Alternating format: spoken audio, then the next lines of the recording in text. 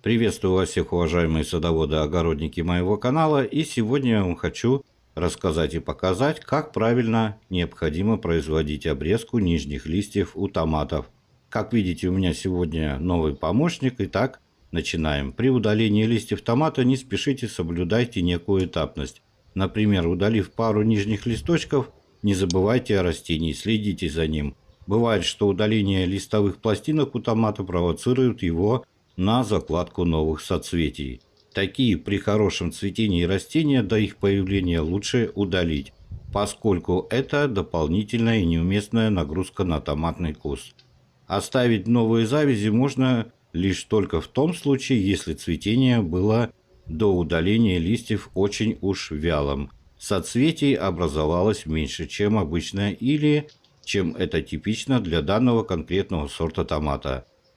Что дает удаление нижних листьев томата? Проветривание в прикорневой зоне и те листья, которые соприкасаются с землей. Когда растения уже подвязаны на шпалеру, конечно, тоже убираются. Это профилактика заболеваний, ведь место соприкосновения листа с влажной землей может быть воротами для инфекций.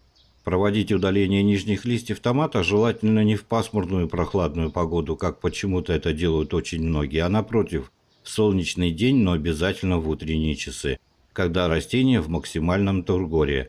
Дело в том, что в солнечный день ранка, оставшаяся на месте бывшего листа, затянется гораздо быстрее, чем в пасмурную, и риск попадания в ранку инфекции будет минимальным.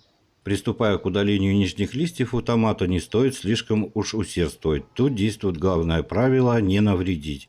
Удалять листочки можно не более 2 раз в неделю за один прием, удаляя или вырезая 2 или 3 листа, не более, и оставляем пеньки полсантиметра или сантиметр.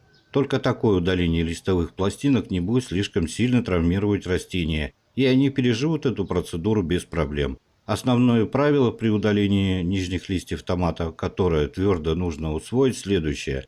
В том случае, если в кисти до сих пор не завязались плоды, то на побегах, на которых размещена сама кисть, желательно удалять не более одного нижнего листочка. А вот если плоды в кисти уже завязались, то ниже данной кисти можно выламывать абсолютно все листовые пластинки, оставив буквально пучок листочков только лишь на макушке.